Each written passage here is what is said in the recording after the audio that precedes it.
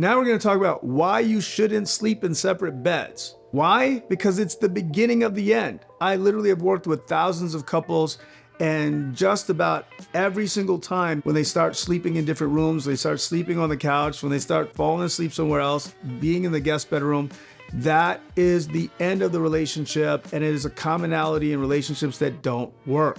Now, I know what you're thinking to yourself. Well, you don't understand. See, I got back pain. Oh, but Mario, you don't understand because I got a CPAP. I got sleep apnea. Oh, you don't understand, but he snores. Oh, I can't even be with his snoring, right? So all those things, I understand what you're saying. Those things are happening. However, what I'm going to tell you is that sleeping in the same bed is such an important part, an integral part of a relationship, that by taking it out, you actually put the relationship in jeopardy. Let me tell you exactly why from a scientific standpoint. Think about it this way. There is what we call the bonding neurotransmitter, the bonding hormone. It's a happy hormone. It is called oxytocin. Let me give you an example of this. When a child is born, right, the mom and the child begin to release a lot of oxytocin.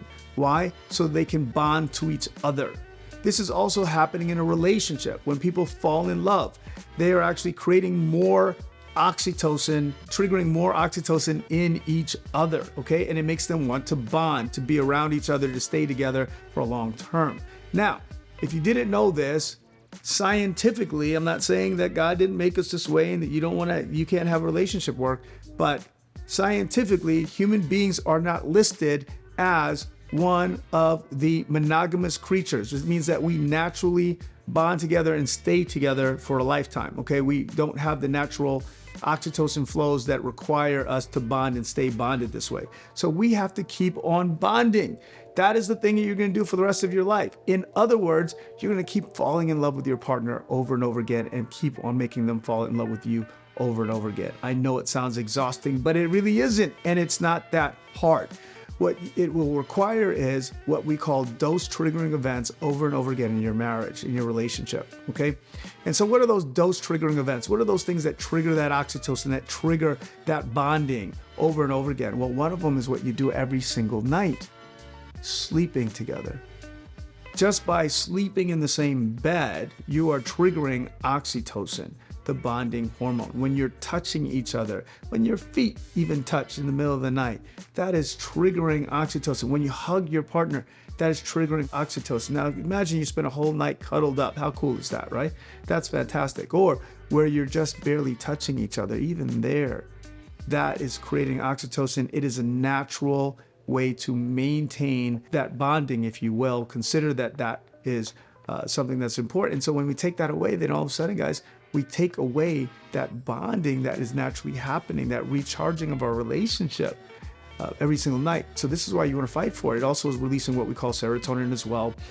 Just the specialness of that we spend that time in the same bed together. All right, that's our special time. I don't sleep with anybody else but you, no other adult anyway, right?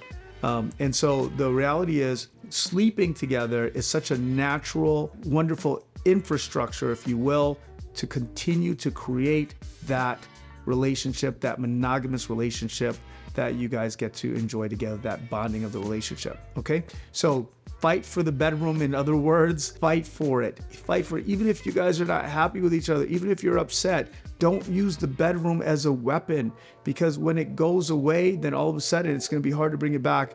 Don't do it. And if you have lost the bedroom, talk to me. I got your back, because we can get the bedroom back. All right, is the bottom line. With that being said, I hope you like this content. I hope it made a difference for you. If you like this, then hit the subscribe button, like this, and definitely share if you want to share with whoever you want to, but fight for the bedroom. Guys, I got your back. I'll be here putting out more content just like this to give you what you need so you can win. Talk to you soon.